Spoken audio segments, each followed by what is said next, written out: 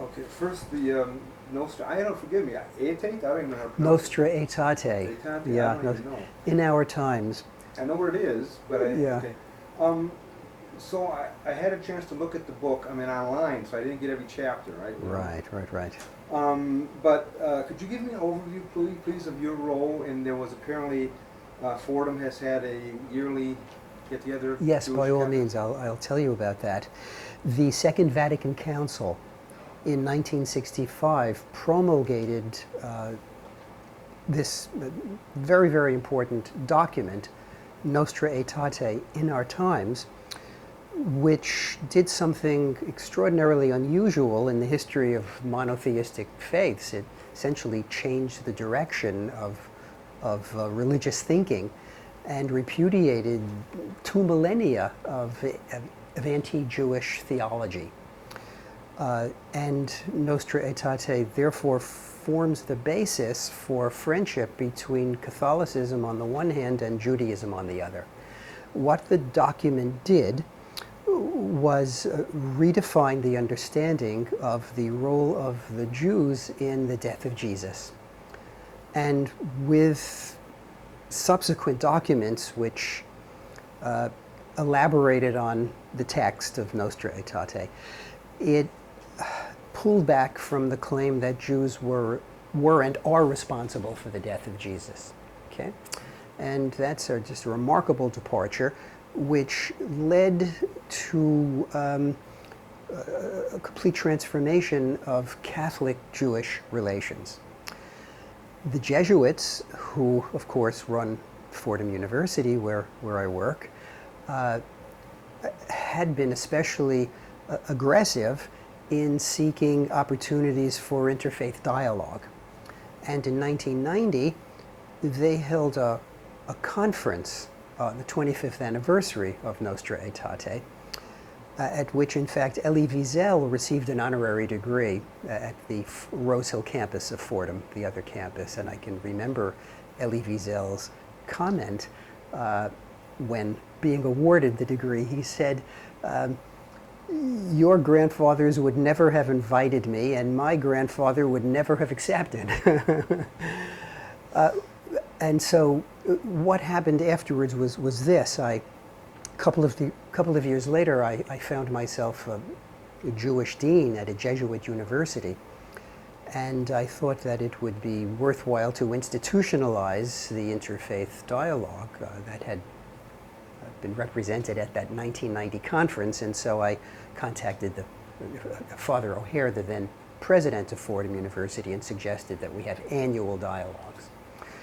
When we had collected the transcripts of the first 5 programs, I thought it would be useful to edit them and publish the transactions, and that's what Nostra Aetate, that's what the book is about. Mm-hmm.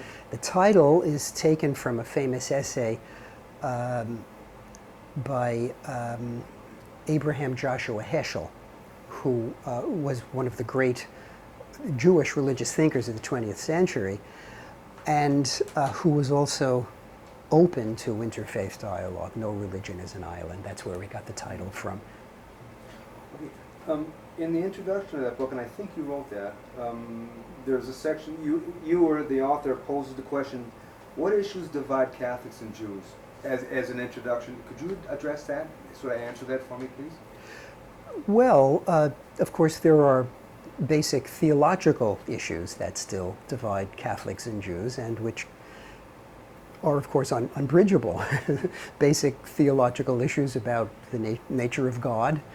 The incarnation couldn't really be very easily accepted by the most liberal Jews, nor the other Christian miracles, and so that's the primary nature of what would remain unbridgeable divisions. But the interfaith dialogue, I think, has identified certain commonalities with regard to religious thinking, as well as commonalities of social and religious ethics as well.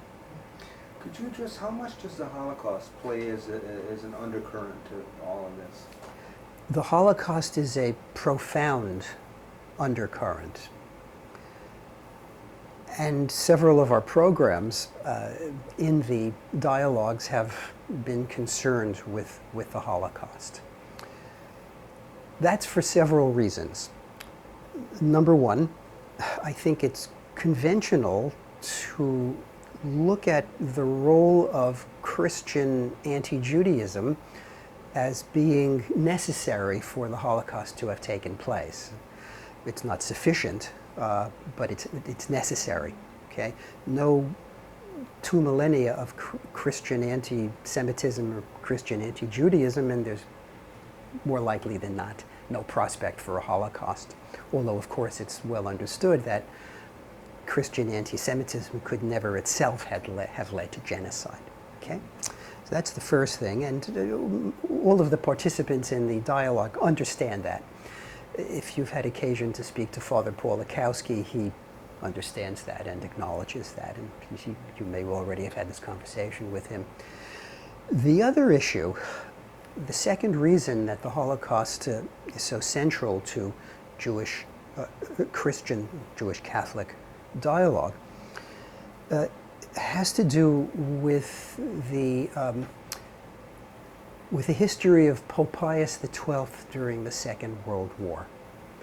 I would say that one of the most profound unresolved controversies in the history of the 20th century is about this very subject. Did Pius XII position himself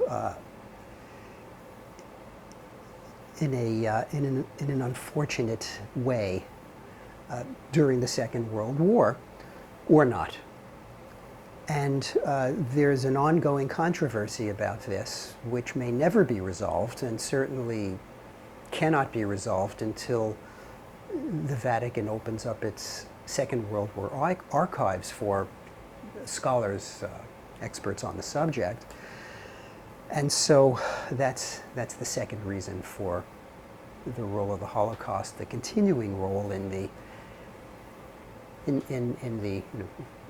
Jewish Catholic relations.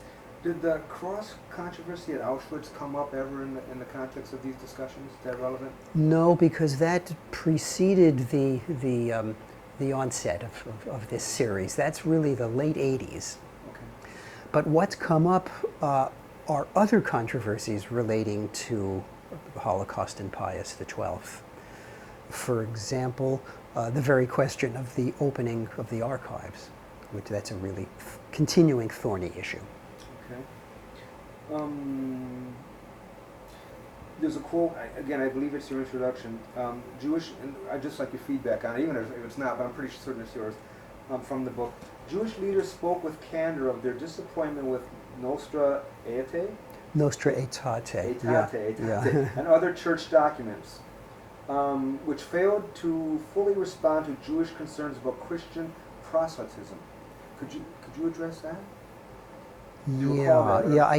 I'm not sure I wrote that, and but I'll try to sort out what that means. Okay. There may be several issues going on here. Number one, Nostra Aetate itself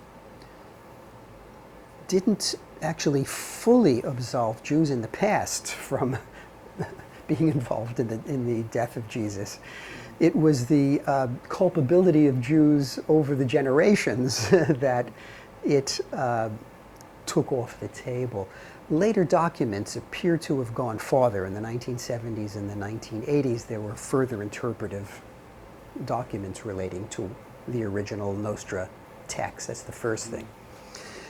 However, with regard to proselytization or active attempts to convert the Jews, that remains on the table, and that actually remains an issue in Catholic-Jewish relations.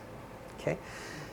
The question is, does Christianity supersede Judaism, or is Judaism in itself sufficient for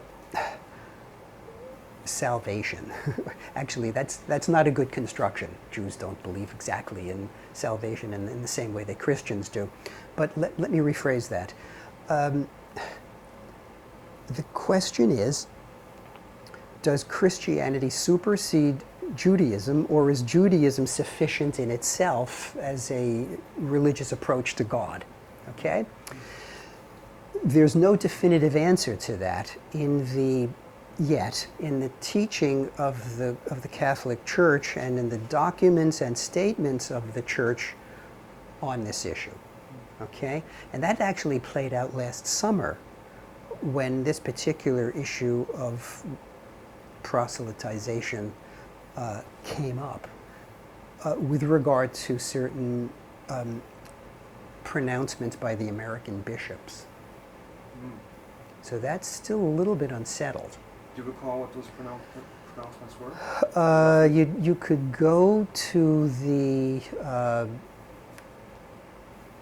National Bishops' Council, and you can look it up. Actually, if you had alerted me to this particular, I would have, I would have reminded myself of exactly what happened last summer. Well, this is an aside. Maybe you have no knowledge of this, but I'll sound you out about it.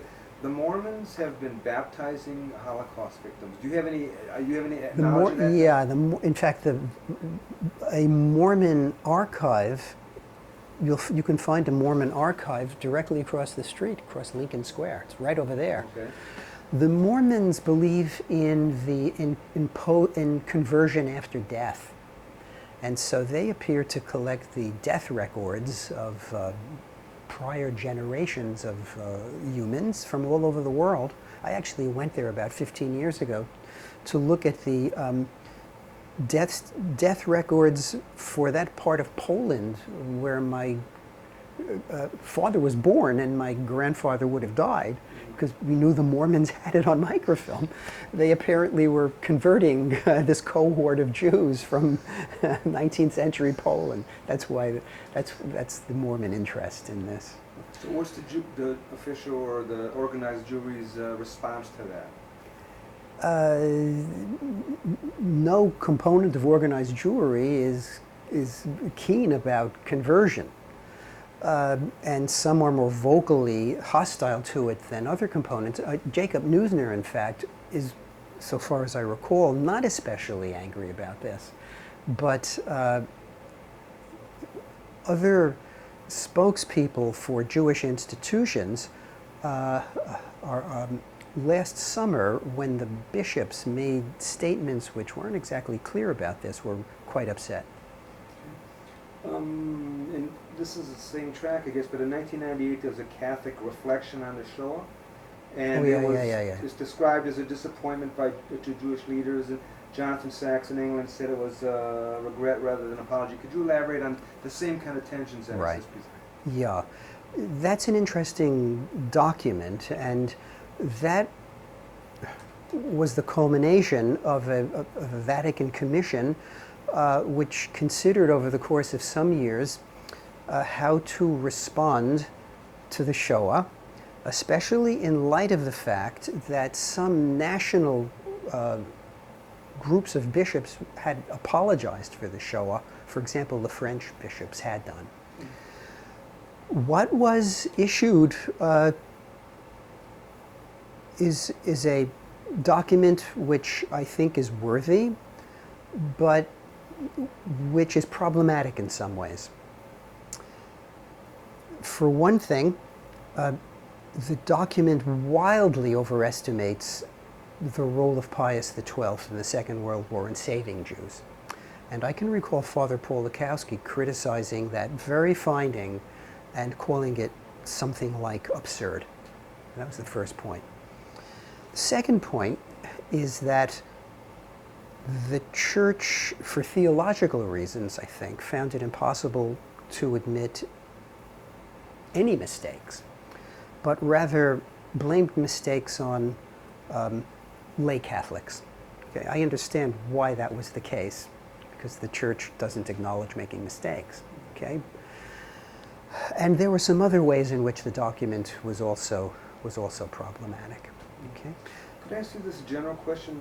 In your view, what role does the Holocaust play in modern Jewish identity? That's a big question. Could you give a shot at it? Yeah. Well, it plays a gigantic role in Jewish modern identity. It is one of the major dimensions of Jewish identity, especially for secular Jews. Okay? For religious Jews, it's only one of the dimensions of their Jewish identity. May I ask you, again, just a general question, how would you define anti-Semitism? What would your rough definition be? Anti-Semitism is the ideology which developed over several thousand years, beginning in the 1st century with Christian anti-Judaism, that takes an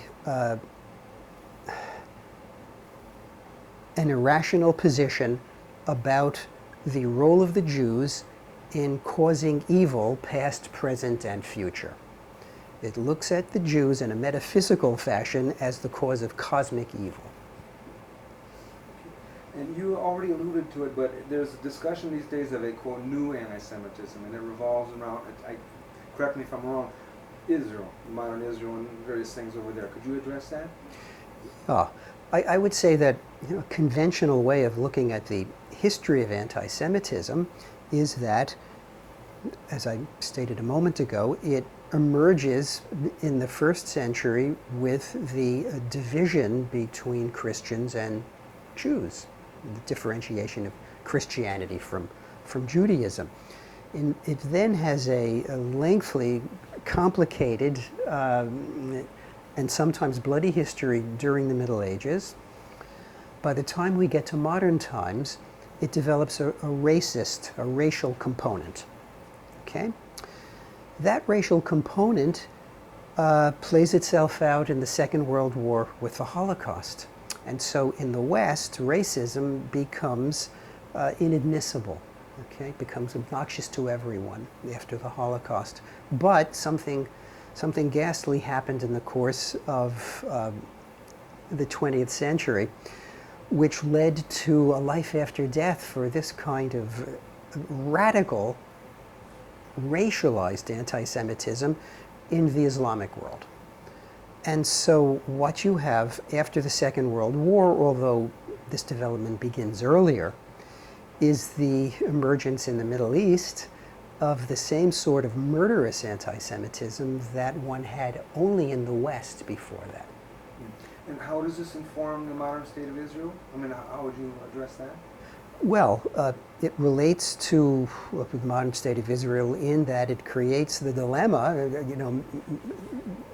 in that many experts are not really sure that even the moderate components in the Palestinian world would really ever acknowledge the legitimacy of a Jewish state. Okay? In addition to which, you have clearly fellow travelers in the West for whom Zionism is a monstrosity.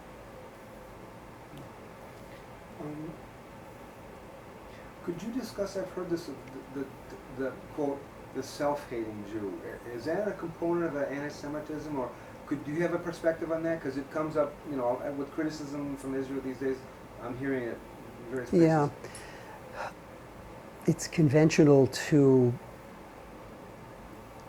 interpret Jewish self-criticism as manifesting a certain form of self-hatred. I'm not sure that's what drives Jewish criticism of Israel. I think there may be a role with some Jewish critics of Israel with regard to self-hatred, but by no means at this point do I think that is the dominant explanation for why you have liberal and left-wing Jews criticizing Israel and inappropriately holding it to a double standard, to a different standard than other regimes. I think it has to do also with the predisposition of some Jews on the left to look at Israel as inappropriately, in my view, as an imperial colonial power informed by particularist rather than universalist values, when the critics in question would prefer to promote universalist values. Could you address, I've seen this before, particularist values. Could you, for those who haven't heard that term, and what the discourse, could you elaborate on that, please? Yeah, nationalism. In other words, Zionism is Jewish nationalism. For universalists, the sentiment is that nationalism is anachronistic, and that in the 21st century we should all be universalists. Europeans especially are predisposed to think this way, because after the Second World War, under the nuclear umbrella that the United States provided for them with the emergence of the European Union, while they've maintained their sovereign identities as nations, they've gotten out of the habit of thinking in terms of employing belligerence and war to achieve their goals. Okay? So they look at Israel and they wonder why Israel should be an exception to this, failing to acknowledge the dilemma that Israel finds itself in the Middle East. So is particularist framed as something counter to universalist? Right. Could you elaborate on that? Universalist values would propose to be supranationalist, beyond nationalism, and therefore would be anti-Zionist, because Zionism addresses the needs of the Jewish people primarily for their own state. Could I ask you the prejudice book? In overview, what is that book about? Then there's a few currents in there, themes. Yeah. Prostitution and Prejudice reconstructs the story of the Jewish white slave traffic. In the 19th century, there was, in fact, a very considerable amount of migratory prostitution, in fact, right up to the Second World War. This was a period of massive migrations from countryside to city within Europe, from Europe to other continents, domestic and international migrations. The Jewish world was predominantly very, very poor. And so this was a recipe for some criminal behavior and indeed some prostitution, migrations, poverty. Okay? I came across references to gangs of Jewish white slave traffickers and to some Jewish prostitutes while doing research for a prior book, and I was flabbergasted, because who would ever heard of such a thing? Criminal activity in Jewish history is known to have taken place, but compared to some other national and ethnic groups, it's been considered to be relatively minor, okay? And so I felt that there was a story here that was worth reconstructing, and I undertook to reconstruct that story and explain what happened. Okay, so what exactly, for start with definitions, first the white slavery, could you elaborate, what is that? White slavery is generally used to refer to migratory prostitution. The recruitment, sometimes through entrapment, of girls and women who might not fully understand what they are being trafficked for. Okay? The term originated in the 19th century. It's an anachronism now. We now speak of the traffic in women and children. And what was the Jewish influence in this then? Well, with millions, literally millions of Jews migrating from the Russian Empire, from Romania, from the Habsburg Empire, from other places, a certain number of them were entrapped into prostitution or voluntarily found their way into it recruited by Jewish women and Jewish men who were pimps. They were moved all around the world and even established communities of people involved in vice on 5 different continents. Probably the best known community and the largest was in Argentina, in Buenos Aires, others in Brazil, almost equally as large, but also in North America, through Europe, Asia, Africa. And what was the reaction to your book? The reaction is quite fascinating. First of all, when I set out to write this, Jewish institutions weren't very happy about it. For obvious reasons, they felt that it would fuel anti-Semitism. Okay? Even though, in fact, much of the story concerns Jewish voluntary efforts to overcome the white slave traffic. And so, in fact, to get entry to some Jewish archives, I had to literally surrender the right to choose a title for the book, which my publisher was infuriated by. So I had to mediate between a Jewish archive in London on the one hand and Oxford University Press on the other. And finally we came up with a title which everyone accepted. But you'll notice that the subtitle is called The Jewish Fight Against White Slavery, to emphasize the Jewish struggle against white slavery. And so that was the immediate Jewish response. Reviewers responded in a whole range of ways, mostly positive, I think. I wasn't criticized for writing the book. I think some reviewers were bemused by the idea that anyone would undertake such a ridiculous subject. What's troubled me most is that what happens in the longer term is that anti-Semitic websites picked up the book. So that if you were to do a quick search on the internet, you would discover that every manner of racist website quotes this book. David Duke's website. Some months ago I noticed that some Islamist website had cited text from it. So that's kind of troubling, although I don't think for a minute that it makes the slightest difference. I decided to do it, to proceed with it after receiving advice not to, because any historian of anti-Semitism understands that anti-Semitism does not relate to what Jews do. I mean, Jews metaphysically symbolize evil for anti-Semites, right? And so it doesn't matter what Jews do, it's what they've come to mean. It's the whole point about the nature of anti-Semitism. So I wasn't deterred from writing it, and I think that at this point the book speaks for itself and remains pretty well known.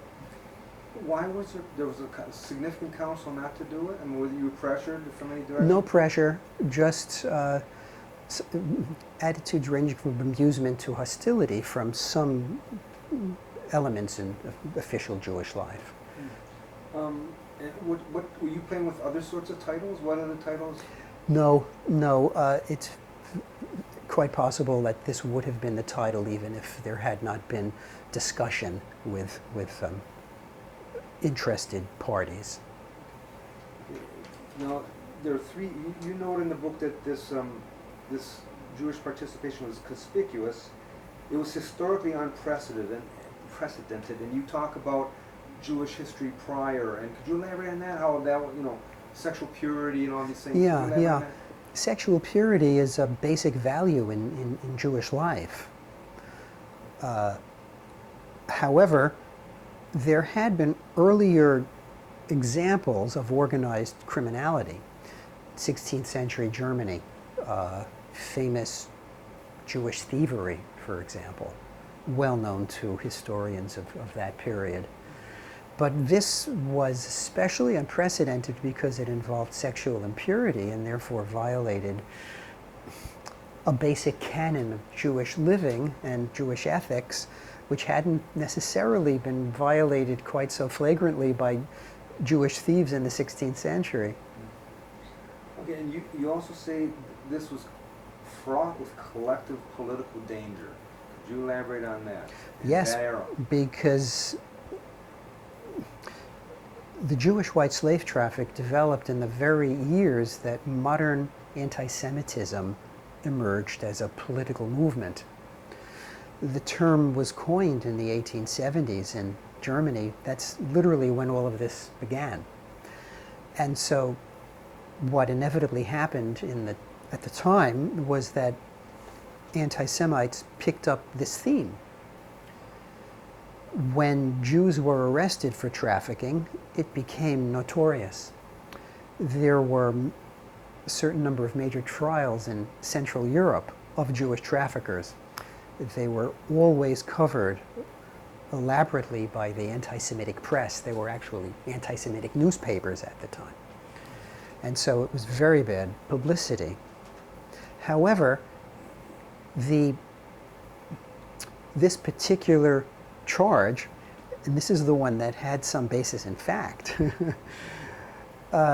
never really came close to displacing other arguments about Jewish evil. Okay, whether it was ritual murder or Jewish economic exploitation or Jews being left-wingers and revolutionaries, white slavery never came close to replacing those other standards. So then this scenario, this white slavery scenario, fueled or aggravated anti-Semitism at the time? Could you discuss that? What's your sense I of that? think it did do, but probably in a marginal way. I think anti-Semitism in that era was so overdetermined.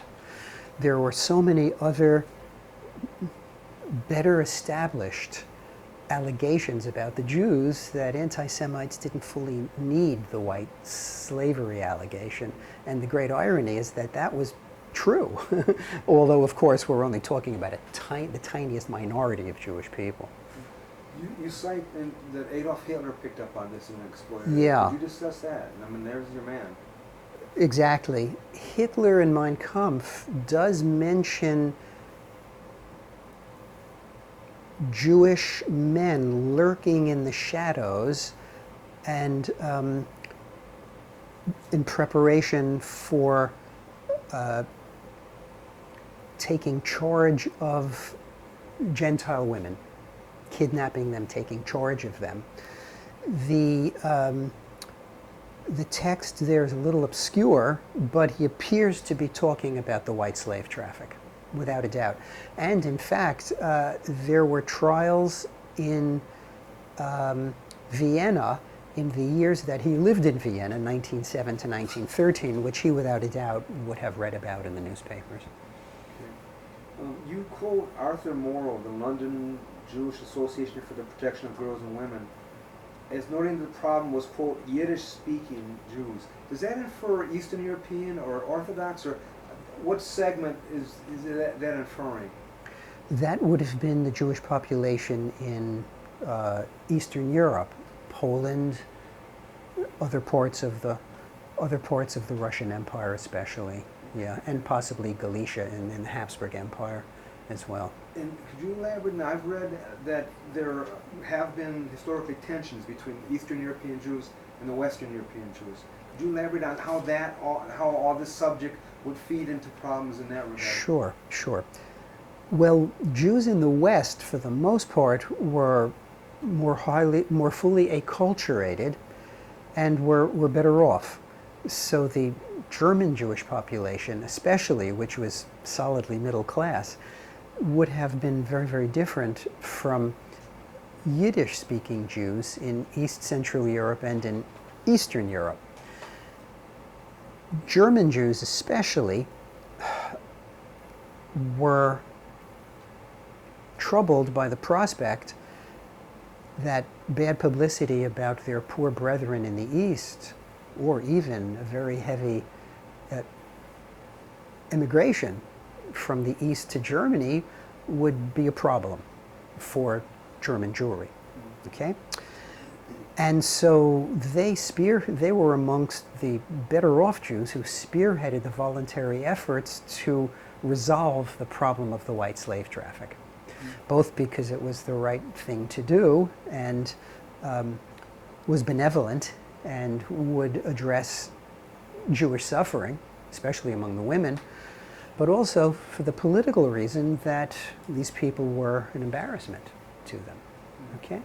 The same thing with the better off Jews in England, which is where the real philanthropic efforts to address the white slave traffic began. So could you address some of the efforts that were made by the Jewish community to combat this? Yeah. Organizations were established to further social work in the East. That was undertaken by German Jewish women, including a very, very well-known woman by the name of Berta Pappenheim, who was one of the first social workers in Europe, actually. In addition, private detectives were hired to help protect women who arrived, for example, in Buenos Aires, and to help save them if they were entrapped in brothels. So this work was redoubled in a number of places in Europe and especially in South America, also South Africa. Private detective work, social work, and finally, Jews really spearheaded an international legal movement to develop international law to fight the traffic. An international conference was first held in 1910. Jews were a major part of that. The conference was in London.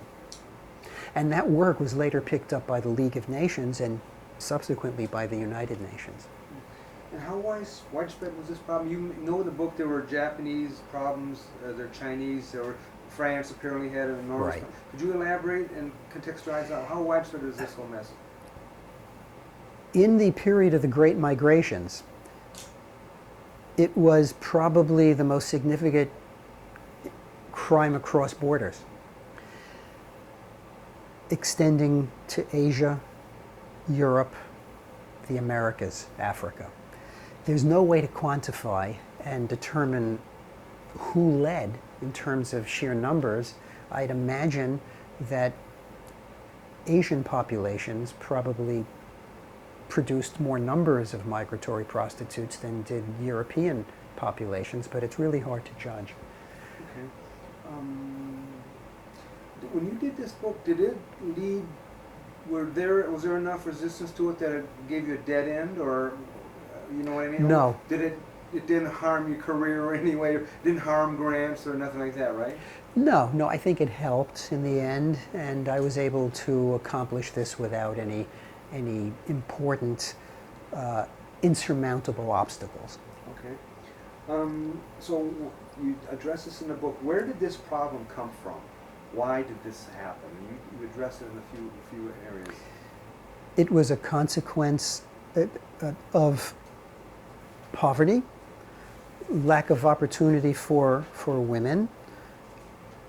It was a consequence of migration, of women believing there would be opportunity if they left their homes and went elsewhere. Sometimes knowing what they were getting themselves into, but not always. It was also a consequence of the Jewish law of divorce, in that a certain number of Jewish women were abandoned by their husbands who migrated out of Europe and left the family behind. In Orthodox Jewish life, when a woman is abandoned, she can't get a divorce, basically. And so you would then have a woman who couldn't support herself, and some of these people were entrapped as, or simply became prostitutes. Okay, and small number of them. you note in the book that Jewish individuals were by far the most victims. Could you? No, or something like that? I don't think so. Did I you would. say that? Oh, I see. Of victims Jewish, right? Yes, of that's this right. problem. They were the ones who suffered more. Okay. Yes, I know what you're referring to. I think what I mentioned is that with regard to the subjects of Jewish pimps and madams, Jewish prostitutes would have been in the majority, as distinguished from Gentile prostitutes. But in the whole universe of migratory prostitution, there were almost surely far more Italian, French, and Asian prostitutes than Jewish prostitutes. And could you address the involuntary victim? I mean, you addressed that. What was the scenario for that? A suitor might show up in a poor town in Poland and develop a relationship with a young woman, and then offer to take her away to Buenos Aires or New York, but would essentially ruin the person without any intention of marriage and entrap the person. Once the young woman's virtue was lost, she would typically fall under the emotional control of the pimp and then would be prostituted. How revelatory was this book? I mean, this is very few people. Were you surprised as you dug and dug and dug and dug? Well, I mean, what went through your mind as you found this stuff? Well, it was very troubling, but it wasn't a revelation to Jewish historians who had mostly heard of this, but no one had been willing to undertake the reconstruction of the story. There had been a novel about this, written by a novelist. A film had been made of the novel, but no historian had undertaken the story.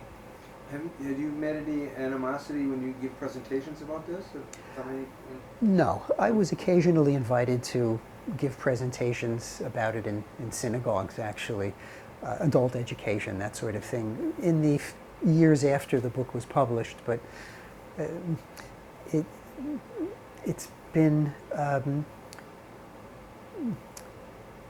fairly quiet since then. But I must tell you, a remarkable subsequent project was completed last year by a fine historian in South Africa, Charles Van Onselen, who is a historian, University of Cape Town, spent 25 years putting together, remarkably reconstructing the story of one Jewish white slave trafficker. Joe Silver was his name. And we were in communication while he was assembling the book. What he didn't tell me until I read the manuscript was that he was going to make a case at the end of the book for the fact that Joe Silver was Jack the Ripper. Literally? Yeah, so he makes the case. I'm not sure that he proves it. In fact, I'm not sure that Charles Van Onselen believes that he himself made the case. But what I'm suggesting is that there's been a little bit more work on this subject in the years since I published the book, especially on the South American dimension. But the real blockbuster was published last year by Charles Van Onselen. The Fox and the Flies. The book is it's a masterpiece of a sort. So yours was a groundbreaking work? I suppose, yeah. Could you discuss how the problem in the United States, how did this affect the Jewish community? That me? I'm going to have to take this. Okay. I had asked you about how the problem affected the United States, the Jewish community. How? Well, there was some white slavery in New York, and then, in fact, elsewhere across the United States. It was of some embarrassment to local communities, and they responded, as did their fellow Jews in other parts of the world, by trying to address the needs of some of the victims and so on and so forth. You suggest in the book that anti-Semitism itself had a role in fueling the problem. Do you recall that? In that it would have diminished opportunities for Jewish people. Could you elaborate on that, perhaps? Well, there may not be too much more to say about Okay, that. okay, okay. What about the long tradition of Hilal Hashem, profanation of the name? Could you discuss that, how that comes up, do you recall? You know, I should have looked at that. No, I'm sorry. You out of the blue for things you wrote a long time ago, I understand. Yeah. What about the white slavery's links to the criminal underworld? You talk about that. I'm sorry. That's okay. I'm not, there's no reason why it should be, a photographic memory. It's a long time ago, actually. Yeah. May I bounce back for a couple questions about the other subject? Sure, by all means. The issues of the traditional Christian notion that Jews killed Christ, and what do the Christian community and the Jewish community traditions, what do they respectively say about this historically, killing Christ? Well, the traditional Christian view and claim is that Jews were directly responsible for the crucifixion. Jews deny that. And a happy position was reached with Nostra Aetate, in which the Catholic Church at least has pulled back from making that set of claims. Okay. The issue of the chosen people, is that a source of some debate or discussion between the Catholics and the Jews at these interfaith dialogues? That hasn't been a subject. Don't Catholics also claim sort of that in some sense? Well, Jews have been consistently accused of what used to be called the scandal of particularity, that the Jews claim a special relationship with God. There are answers for that, answers to that. It doesn't come up so often anymore, and it certainly doesn't come up in connection with the dialogues. I think Catholic participants in the dialogue understand that Jews aren't really culpable for making that claim.